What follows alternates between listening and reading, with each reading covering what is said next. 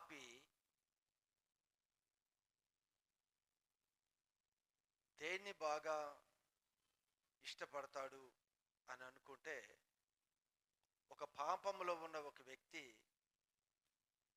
నిత్యరాజ్యము నీకు దొరుకుతుంది, నిత్యరాజ్యానికి నువ్వు చేరుకుంటావు అనే కొన్ని విషయాలు చెప్తే, నిత్యరాజ్యం గురించి ఒక ఆశ, ఒక ఆసక్తి ఆ వ్యక్తిలో కలుగుతుంది.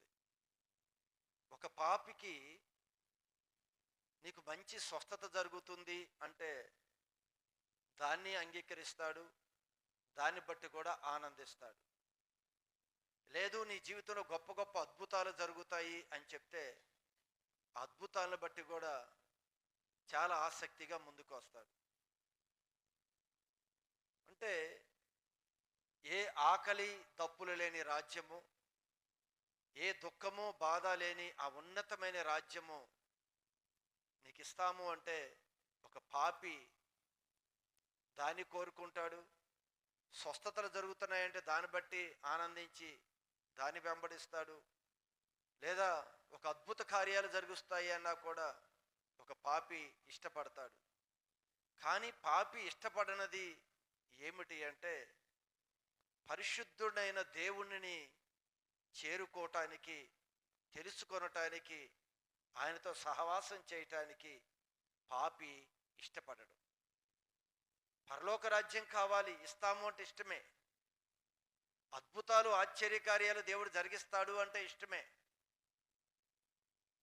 నీకు మంచి స్వస్థత కార్యాలు జరుగుతాయి అన్నా కూడా ఇష్టమే. కానీ పాపికి ఇష్టపడనది ఏమిటి అంటే, పరిశుద్ధుడైన దేవుడిని కలుసుకోవటానికి, ఆయన తెలుసుకొనటానికి, ఆయనతో సహవాసం చేయటానికి పాపి ఇష్టపడడు. ఇష్టపడతాడంటారా? అసలే ఇష్టపడడు. ఈ అన్నిటి కొరకు ఇష్టపడతాడు. మరలా చూడండి, ఈరోజు సువార్త ప్రకటిస్తూ ఉంటాం బయట. సువార్త ప్రకటించేటప్పుడు కూడా నీవు పరిశుద్ధుడైన దేవుణ్ణి తెలుసుకోండి అని నువ్వు సువార్త ప్రకటిస్తే, ఈరోజు పాపి అంత ఈజీగా రక్షణలోనికి రాడు. మన సువార్త ప్రకటించేటప్పుడు మనం ఏం సువార్త ప్రకటిస్తాము అంటే, నీకు పరలోక రాజ్యం ఉంది, నీకు మోక్షం ఉంది, ఇక్కడ ఈ భూమి మీద కొద్ది కాలమే ఉంటాము, ఇది విడిచిన తర్వాత పరలోక రాజ్యం ఉంది అని బోధిస్తాం. లేదా దేవుని యొద్దకు వస్తే నీకు స్వస్థతలు జరుగుతాయి అని బోధిస్తాం. లేదా దేవుని యొద్దకు వస్తే అద్భుత కార్యాలు జరుగుతాయని చెప్తాం మనం. వీటన్నిటిని బట్టి ఒక పాపి ప్రభు దగ్గర రావటానికి ఇష్టపడుతున్నాడు. లేదు ఇవేమీ కూడా మనం బోధించకుండా పరిశుద్ధుడైన దేవుని గురించి ఒక వ్యక్తికి మనం చెప్పినట్లయితే, ఆ వ్యక్తి ఆ దేవుణ్ణి తెలుసుకొనటానికి ఆయన యొద్దకు వస్తాడంటారా? రాడు. ప్రతి సువార్తలో కూడా సెంటర్ పాయింట్ క్రీస్తు అయి ఉండాలి, దేవుడు అయి ఉండాలి. ప్రతి వ్యక్తితో మనం మాట్లాడేటప్పుడు ఆ పరిశుద్ధుడైన దేవుని గురించి మనం మాట్లాడగలగాలి. ఈరోజు ఒక పాపిని దేవుని యొద్దకు తీసుకురావటానికి మనం ఈ విధానాలన్నీ వాడుకుంటూ వస్తున్నాం. ఈ విధానాలన్నీ అన్నిటికీ ఇష్టపడుతున్నాడు, కానీ చివరికి పరిశుద్ధుడైన దేవుని యొద్దకు రావటానికి పాపి ఇష్టపడడు. అందుకే ఈరోజు దేవుని యొద్దకు వస్తున్న క్రైస్తవుడు కూడా వెంటనే కొన్ని పరిస్థితుల మధ్య దేవుని విడిచి వెళ్ళిపోవటానికి కారణాలు ఏమిటి అంటే, ఆ అనుకున్న పరిస్థితులు ఏది జరగనప్పుడు ఈజీగా దేవుని విడిచి వెళ్ళిపోతున్నారు. అంటే వారు వచ్చింది పరిశుద్ధుడైన దేవుణ్ణి తెలుసుకోవటానికి రాలేదు, పరిశుద్ధుడైన దేవుడు కావాలని రాలేదు. పరలోక రాజ్యం కావాలి, స్వస్థతలు కావాలి, అద్భుతాలు కావాలి, ఇవన్నీ కావాలి. కానీ ప్రభు దేవుడు కావాలి అనే దాని మీద దేవుని యొద్దకు రాకపోవటం వలన చాలా విధాలుగా ఈరోజు పరిపూర్ణంగా క్రైస్తవుడు ముందు కొనసాగలేకపోతున్నాడు. చూడండి, మీరందరూ ఆలోచించండి. మనం బయట ఏ సువార్తలు ప్రకటించినా కూడా ప్రభు యొక్క పరిశుద్ధుడైన దేవుని యొక్క పరిశుద్ధత ఏమిటి, ఎందుకు దేవుడి యొద్దకు రావాలి, అసలు ఆయన ప్రేమ ఏంటి, ఆయన సృష్టి ఏంటి, అసలు ఆయన ఏం కార్యాలు చేశాడు, ఖచ్చితంగా ఆయన యొద్దకు మనం చేరాలి అని నువ్వెన్ని రకాలుగా ఒక పాపికి బోధించినా కూడా పాపి ఆ విధంగా రాడు. పాపి ఈరోజు దేవుని యొద్దకు రావటానికి కొన్ని కారణాలు చూసుకొని దేవుని యొద్దకు వస్తున్నారు. వస్తున్న వ్యక్తి దేవుని యొద్ద స్థిరంగా ఉండాలి. స్థిరంగా ఉండాలి అంటే ఎలా ఉంటాడు? ఒక ఆత్మకార్యం జరిగితేనే ఒక వ్యక్తి ప్రభువుని వెంబడిస్తాడు. దేవుని యొక్క ఆత్మకార్యం జరగకపోతే ఆ వచ్చిన వ్యక్తి మరలా ప్రభువుని విడిచి లోకంలోకి వెళ్ళిపోతాడు. పరిశుద్ధాత్మ కార్యం జరిగితేనే, అందుకే బైబిల్ వాక్యం చెప్తుంది, దేవుడు ఆకర్షించినది. ఈరోజు మనం ఎన్ని రకాలుగా బోధిస్తున్నాం, అందరూ కూడా ప్రభు దగ్గరికి వస్తున్నారు, ఈ ఉద్దేశాలతో వస్తున్నారు. ఎప్పుడైతే దేవుడు తన యొక్క మనస్సులో దేవుని గురించి నా ప్రత్యక్షతలు ఎప్పుడైతే ఆత్మ ద్వారా జరుగుతాయో ఆ వ్యక్తి ప్రభువుని వెంబడిస్తాడు, ప్రభువును హత్తుకుంటాడు, ప్రభు కొరకు జీవిస్తాడు. ఒకసారి ఆ వచనం మీకు జ్ఞాపకం ఉంటే చదవండి. యోహాను సువార్త 6వ అధ్యాయము 44వ వాక్య భాగము. నన్ను పంపిన తండ్రి, నన్ను పంపించిన తండ్రి వానిని ఆకర్షించితేనే గాని, చూడండి, నన్ను పంపించిన తండ్రి వానిని ఆకర్షించితేనే గాని, వానిని ఆకర్షించితేనే కాని ఎవడునూ నా యొద్దకు రాలేడు, ఎవడు కూడా నా యొద్దకి రాలేడు అని ప్రభు చెప్తున్నారు. ఒక వ్యక్తి పూర్తిగా ప్రభువుని ప్రభువుగా ఎరిగి ఆయన వెంబడించాలి అంటే పరిశుద్ధాత్మ కార్యం జరగాలి. ఇక్కడ లోకమంతటికి సువార్త ప్రకటించబడుతుంది. లోకంలో ఉన్న అనేక మంది ఈ బోధల ద్వారా ప్రభు దగ్గరికి వస్తున్నారు, కానీ ప్రభువుని ప్రభువుగా వారు ప్రభువుని చేరుకొని ప్రభువుని వెంబడించి ప్రభువుని హత్తుకొని ఉండాలి అంటే పరిశుద్ధాత్మ కార్యము జరగాలి.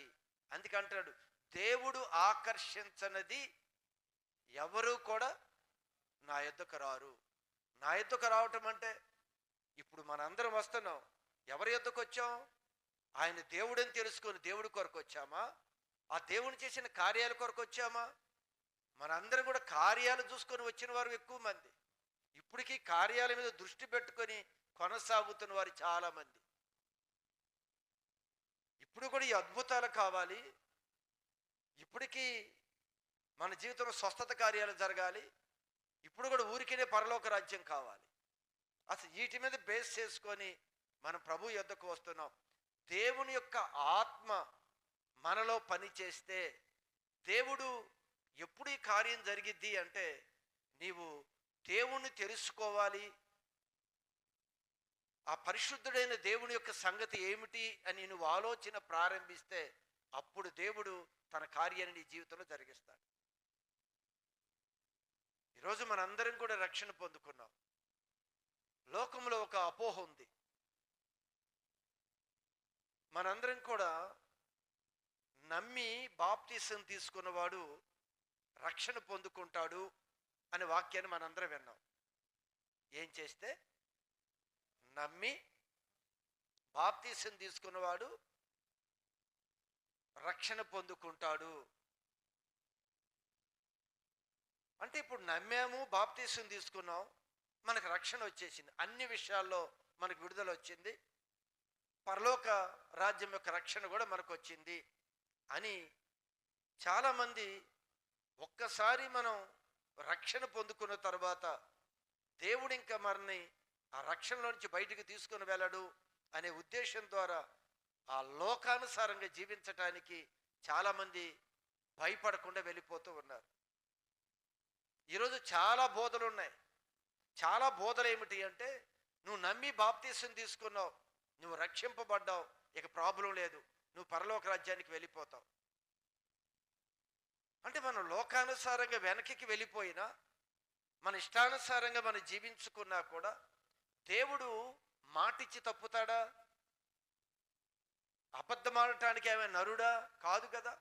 నువ్వు నమ్మి బాప్తీసం తీసుకుంటే పరలోక రాజ్యం తీసుకుని వెళ్ళిపోతానన్నాడు కదా అన్న రకంగా మాట్లాడుతూ, దేవుడు మాట తప్పని వాడు, దేవుడు అబద్ధం ఆడడు, ఖచ్చితంగా మనల్ని ఆయన రాజ్యంలోకి తీసుకుని వెళ్ళిపోతాడు, మనం ఎలా జీవించినా ఎలా ఉన్నా మరల లోకంలోకి వెళ్ళిపోయినా పర్వాలేదు అన్న తీరులోనే వెళ్ళిపోతున్నారు. అలాంటి బోధలు కూడా మన ముందే ఉన్నాయి. గత దినాల్లో సహోదరుడు ఒక మాట చెప్పాడు.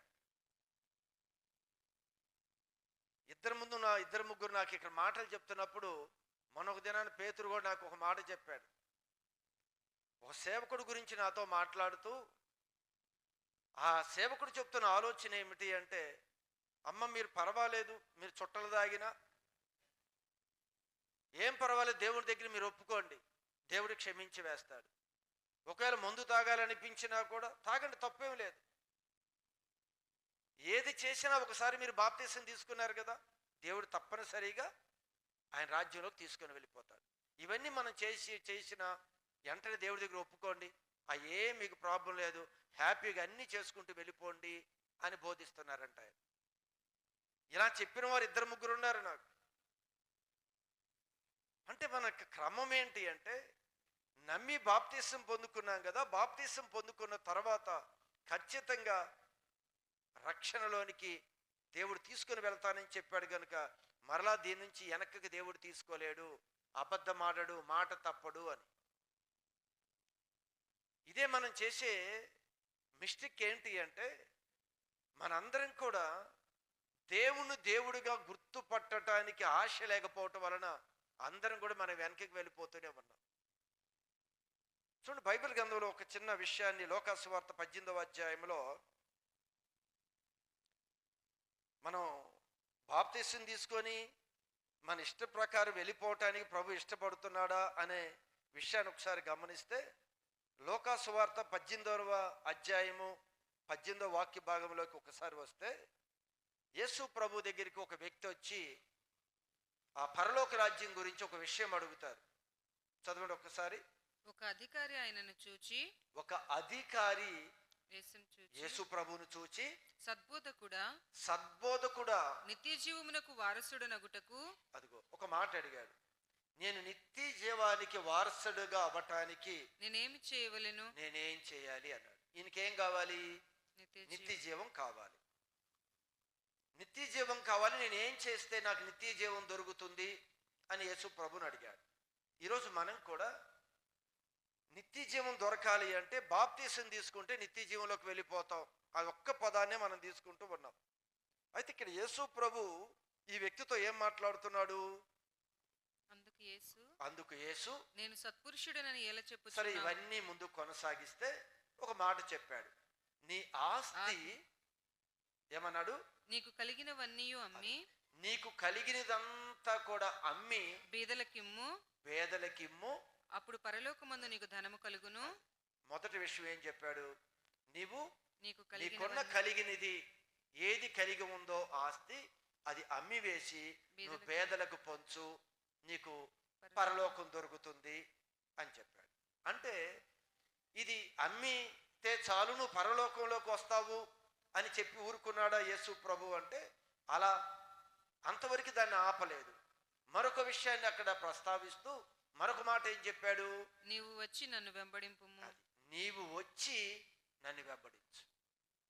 ప్రతి సందర్భంలో కూడా ఒక్కసారి ప్రభు రక్షణ పొందుకున్న తర్వాత మన ప్రభువును వెంబడించాలే గాని మరలా తిరిగి లోకాన్ని వెంబడించటానికి ప్రభు ఎక్కడ కూడా అనుమతించలేదు. నువ్వు అమ్మి ఆస్తి ఇచ్చినంత మాత్రాన పరలోక రాజ్యంలోకి వెళ్ళవు. నువ్వేం చేయాలి? నువ్వు నన్ను వెంబడించు. ఈరోజు రక్షణ పొందుకున్న తర్వాత మరలా నా ఇష్టానుసారంగా లోకంలోకి వెళ్ళిపోతాను అంటే ప్రభు ఎక్కడ ఒప్పుకోలేదు. ఆయన అంటాడు, నీవు చేయవలసింది ఏమిటి అంటే నన్ను నీవు వెంబడించు, నువ్వు నన్ను ఫాలో అవ్వాలి. ఈరోజు మనందరి జీవితంలో కూడా మనందరం కూడా రక్షణ పొందుకున్నాం. రక్షణ పొందుకున్న మనం మరలా లోకములోనికి వెళ్ళిపోకూడదు. లోకములోనికి దేనికి వెళ్ళిపోతున్నాము అంటే అసలు పరిశుద్ధుడైన దేవుడిని గురించిన అవగాహన లేక మనం తిరిగి లోకంలోకి వెళ్ళిపోతున్నాం.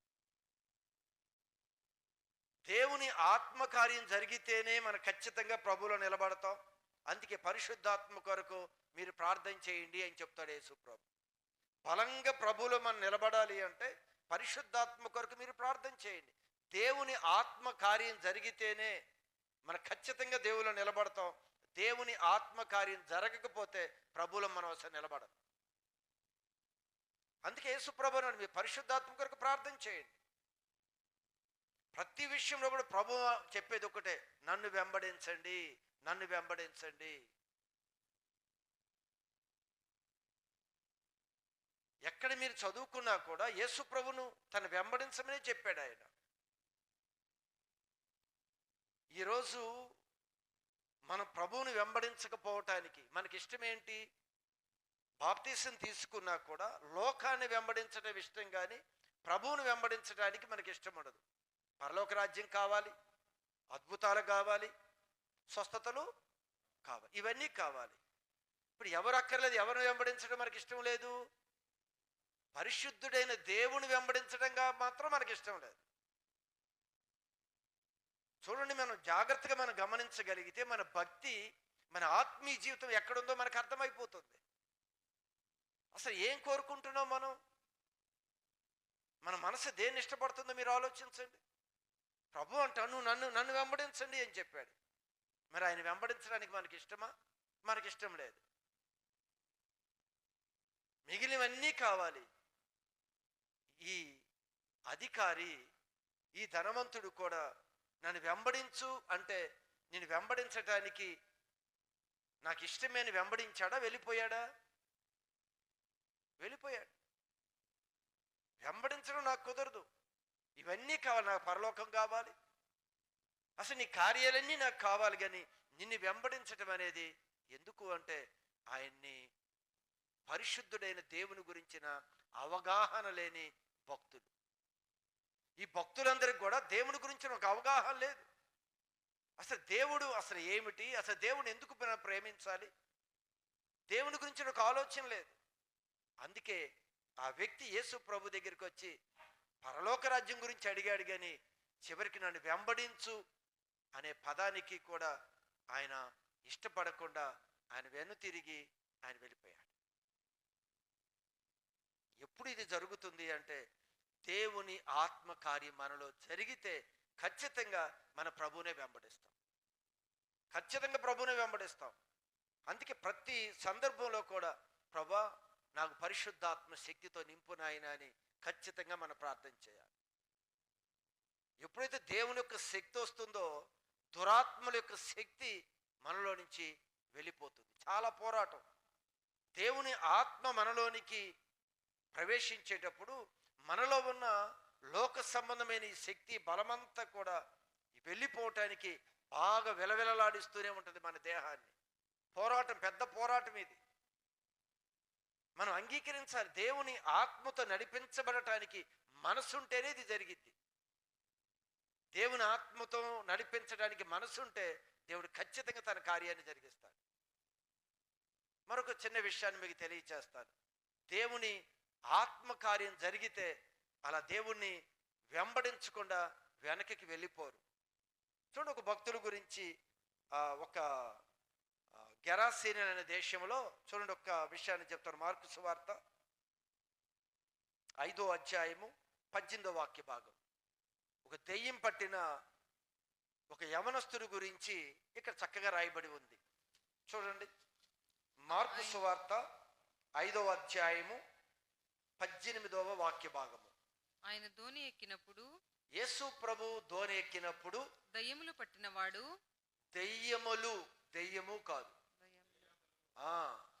దెయ్యములు పట్టినవాడు ఆయన యొద్ద తన్నుండనిమ్మని, తన యొద్ద నన్ను ఉండనిమ్మని ఆయనను బతిమాలుకొనెను. యేసుని బతిమలాడుకొనెను.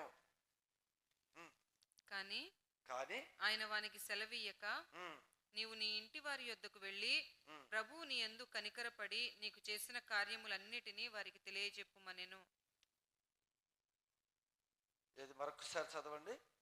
ఆయన దోణి ఎక్కినప్పుడు దయ్యములు పట్టినవాడు, అంటే యేసు ప్రభు ఓ ప్రదేశంలోకి వెళ్ళాడు.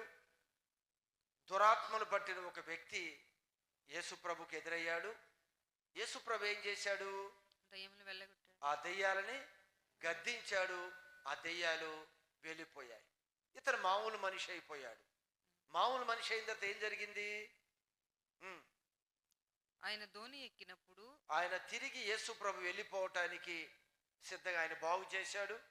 ఇక యేసు ప్రభు వెళ్ళిపోతున్నప్పుడు దయ్యములు పట్టినవాడు ఆయన యొద్ద తన్నుండనిమ్మని దెయ్యములు పట్టినవాడు తన యొద్ద ఆయన యొద్ద తనను ఉండనిమ్మని ఆయన యేసుతో నేను కూడా ఉండాలి అని కోరుకున్నాడు. అతను స్వస్థత చెందింది కదా, నేను ఇంకా మర లోకానుసారంగా వెళ్ళిపోవాలని తను అనుకోలేదంట. నీ యొద్ద నీతో నన్ను ఉండనిమ్ము అని బతిమలాడుకొనెను. ఈరోజు మన జీవితంలో గమనించండి, ఎప్పుడు ఇది మనం చేయగలమంటే దేవుని యొక్క ఆత్మకార్యం మనలో జరిగినప్పుడే. లేదా మనం ఎట్టి పరిస్థితుల్లో కూడా ప్రభువుని వెంబడించటానికి ఎవ్వరం కూడా అలాంటి మనసు రాదు. ఎవరు ఆయన వెంబడించలేరు. శ్రమ వస్తే వెళ్ళిపోతాం, కష్టం వస్తే వెళ్ళిపోతాం, బాధ వస్తే వెళ్ళిపోతాం, దేవుడు ఏం చేయలేకపోయినా వెళ్ళిపోతాం. నిజం పరిశుద్ధుడైన దేవుడిగా గుర్తుపట్టి వచ్చిన వ్యక్తి ఏమి ఇచ్చినా ఏమి లేకపోయినా ఆడు వెనక్కి తిరగడు, అసలు వెనక్కి వెళ్ళిపోడు. ప్రభువును సంపూర్ణంగా వెంబడిస్తాడు ఆ వ్యక్తి. మరొక విషయాన్ని మీరు చూడండి, యోహాను సువార్త. యేసు ప్రభు సరే శిష్యులు అడుగుతాడు కదా, ఆ సందర్భాన్ని ఒకసారి 6వ అధ్యాయము 67 వాక్య భాగము. యేసు మీరు కూడా వెళ్ళిపోవాలని ఉన్నారా అని. అనేక మంది వెళ్ళిపోతున్నారు యేసు ప్రభుని విడిచి. యేసు ప్రభుని వెంబడించడానికి ఎవరికి ఇష్టం లేదు. అందరూ ఆయన భోజనాలు పెడితే తినటానికి వచ్చారు, అద్భుతాలు చేస్తే చూడటానికి వచ్చారు. వాళ్ళ జీవితంలో అద్భుతాలు జరిగాయి, స్వస్థతలు జరిగాయి, అంతా వస్తున్నారు. కానీ కొన్ని మాటలు చెప్పేసరికి యేసు ప్రభుని వెంబడించడానికి మాత్రం ఇష్టం లేకుండా చాలా మంది యేసు ప్రభుని విడిచి వెళ్ళిపోతూ ఉన్నారు. ఆ సందర్భంలో యేసు ప్రభు తన శిష్యుల దగ్గరికి వచ్చి అడుగుతున్నాడు. ఏమని అడిగాడు? మీరు కూడా వెళ్ళిపోవాలని ఉన్నారా? మీరు కూడా నన్ను విడిచి వెళ్ళిపోవాలి అని అనుకుంటున్నారా అని అడిగాడు యేసు ప్రభు. అందరూ వెళ్ళిపోతున్నారు. ఈరోజు మీరు గమనించండి, చాలా మంది క్రైస్తవ కుటుంబాలు ఉన్నాయి. అనేక మంది ఆల్రెడీ యేసు ప్రభుని విడిచిన వారు ఉన్నారు. ఒకవేళ మందిరానికి వస్తే వచ్చి ఉండొచ్చు, వాళ్ళు మందిరానికి వచ్చి వెళుతున్న మనుషులు అయితే అయ్యి ఉండొచ్చు, కానీ యేసు ప్రభుని విడిచిపెట్టిన వారు చాలా మంది ఉన్నారు. ఆయన ఒక్కర్లేదు మాకు, ఆయన వెంబడించం, కానీ మాకు కావాల్సినవి ఉన్నాయి, వాటి కొరకే మేము ఆయన దగ్గరికి వస్తున్నాం అన్నట్లుగానే ప్రభువును అనుసరిస్తున్న వారు ఉన్నారు. ఆయనైతే వద్దు, కానీ పెద్ద ప్రవాహంలాగా క్రైస్తవులు కనపడుతున్నామే, కానీ యేసుని అంగీకరించని వారు, అంటే యేసుతో కలిసి నడవటానికి ఇష్టం లేని వారే ఎక్కువ మంది. ఎప్పుడు ఇది జరిగిద్దంటే ఒక ఆత్మకార్యం నీలో జరగాలి బలంగా. అప్పుడు ఎప్పుడైతే పరిశుద్ధాత్మ దేవుడు నీలోకి వస్తాడో ఆ పరిశుద్ధుడైన దేవుని యొక్క ఆ పరిశుద్ధత ఏంటి, శక్తి ఏంటి, ఆయన పరిపూర్ణత ఏంటో మనకి ఎప్పుడైతే అర్థమవుతుందో ఏమున్నా ఏమి లేకపోయినా ప్రభువునే సేవిస్తాం. ఆత్మకార్యం జరిగితే అంతే. ఆత్మకార్యం జరిగే వరకు కూడా మనం ఏ చిన్నది జరిగినా ప్రభుని విడిచి వెళ్ళిపోతాం అంతే. చాలా సులకనగా, చాలా సింపుల్గా విడిచిపెట్టేస్తాం, సింపుల్గా మాట్లాడేసేస్తాం. కానీ ఏం జరగలేదు అంటే దేవుడు పరిశుద్ధుడైన దేవుడు మాత్రం మనం ఎరగట్లేదు. అందుకే వెంబడిస్తామా అంటే వెంబడించడం కుదరదు. యేసు ప్రభు శిష్యులను అడుగుతున్నాడు, అనేక మంది వెళ్ళిపోతున్నారు ఆయనని విడిచి, మరి మీరు కూడా వెళ్ళిపోతారా? చెప్పండి, మీరు కూడా వెళ్ళిపోతారని అడిగాడు. వాళ్ళు దేవుని ఆత్మకార్యం వారిలో జరిగింది కనుక వారేం సమాధానం చెప్పారు? ప్రభువా ఎవని యొద్దకు వెళ్ళుదము? మేము ఎక్కడికి వెళ్తామయ్యా? నీవే నిత్య జీవపు మాటలు కలవాడవు. నీవే నిత్య జీవానికి నిత్య జీవపు మాటలు, జీవము కలిగిన వాడివి, జీవము కలిగిన మాటలు కలిగిన వాడివి. నీవే దేవుని పరిశుద్ధుడవు అది నీవే దేవుని యొక్క పరిశుద్ధుడివు అని మేము విశ్వసించి ఎరిగి ఉన్నాము. మేము బాగా ఎరిగాం. నువ్వెవరివో మేము బాగా ఎరిగాం. మిమ్మల్ని విడిచి మేమెందుకు వెళ్తామయ్యా?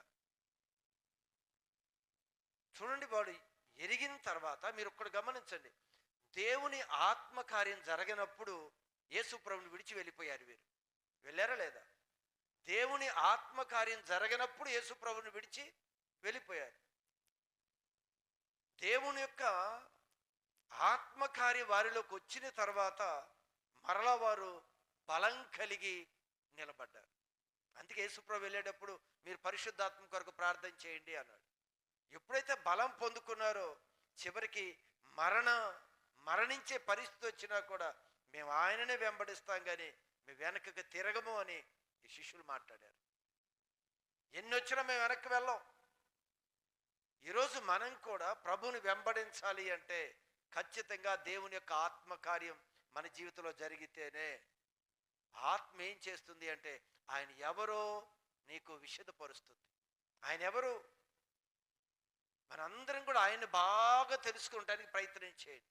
ఈ కార్యాలు దేవుడు అది ఇచ్చాడా, ఇది ఇవ్వలేదా, ఏది ఇస్తాడు, ఇవన్నీ పక్కన పెట్టండి. మనసులో ఇవన్నీ ఉన్నంత కాలము దేవుణ్ణి వెరగలేవు.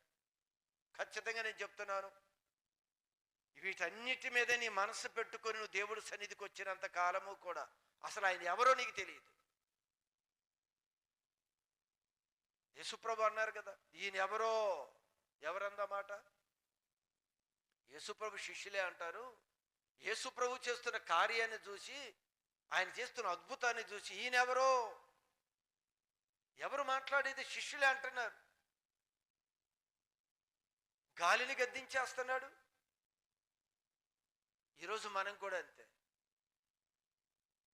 కొన్ని కార్యాలు చూసినప్పుడు మనం కూడా ఆశ్చర్యపోతాం. దేవుడు ఏదైనా చేయగలిగే దేవుడు ఆయన. అందుకే ఒక్కటి గమనించండి, మనం కూడా ప్రభువుని బాగా ఎరగాలి అంటే మనస్సు ఇదిగో ఈ భూ సంబంధమైన వాటి మీద నుంచి మనసు తొలగిపోవాలి.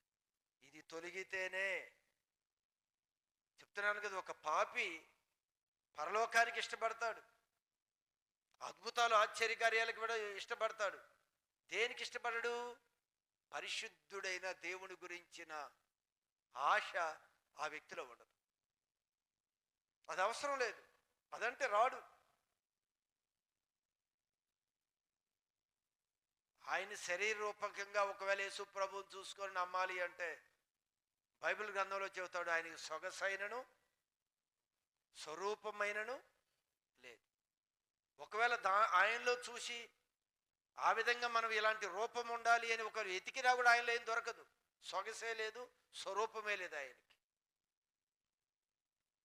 అందుకే మనుషులు యేసు ప్రభువుని చూపించినా కూడా ఇదేముందలే అని అనుకుంటున్నారు. అందుకే ఆయన గురించి తెలియాలి అంటే దేవుని యొక్క ఆత్మ ద్వారా ఆయన ప్రత్యక్షతలు మనకు అనుగ్రహించబడతాయి. అందుకే వీళ్ళందరూ ఇలానే చెప్తున్నారు. ఈరోజు మనందరి జీవితాల్లో మీరు గమనించండి, ఖచ్చితంగా ఒకవేళ కానీ మనం ప్రభువుని తెలుసుకొనటానికి మనం ప్రయత్నం చేయకపోతే ఏదో ఒక దినం కూడా మనం ప్రభువుని విడిచి వెళ్ళిపోయేవారిమే. యేసు ప్రభుకి ఎప్పుడు శిక్ష ఆయన శిలువలోకి తీసుకుని వెళుతున్నారో, ప్రజల్లో తిరుగుబాటు ఎప్పుడు వచ్చిందో అందరూ కూడా పారిపోవటం మొదలుపెట్టారు. యేసు ప్రభు దూరంగా విడిచి వెళ్ళిపోయారు అందరూ కూడా. రేపుడు దినంలో కూడా భయంకరమైన పరిస్థితులు రాబోతున్నాయి అని చెప్పాడు ప్రభు. గత దినాల్లో కూడా నేను చెప్పాను. అప్పుడు అందరూ కూడా మరలా ఆయన విడిచి వెళ్ళిపోయేవారే. ఇవన్నీ కావాలి అని వచ్చిన వారు ప్రభువుని విడిచిపెడతారు. ప్రభువును ప్రభువుగా గుర్తుపట్టి ఆయన ఆరాధించే వ్యక్తులు ఏ పరిస్థితి వచ్చినా మరణమైనా సరే వెళ్ళి ముందుకెళ్ళి నిలబడతారు. అంతే. మరణం వచ్చిన వాళ్ళు వెనక్కి ముందు కదలరు. ఖచ్చితంగా ప్రభు కొరకు వారు నిలబడతారు. మనం కూడా ఖచ్చితంగా ఆ పరిస్థితుల్లో నిలబడాలి అంటే దేవుని ఆత్మ కొరకు మనం ప్రార్థన చేయాలి. అంతేగాని రక్షణ పొందుకున్న తర్వాత అంటాడు, భయముతోనూ వణుకుతోనూ మీ సొంత రక్షణని మీరు కొనసాగించండి. భయముతో వణుకుతో, లేకపోతే రక్షణ గాతి వెళ్ళిపోయింది. నువ్వు భయం లేకుండా ఎలా పడితే అలా ఉంటే ఈ రక్షణ గాత్ర వెళ్ళిపోయింది అని చెప్పాడు ఆయన. అదే కదా అర్థం. భయముతోనూ వణుకుతోనూ నీ సొంత రక్షణ నీవు కొనసాగించు.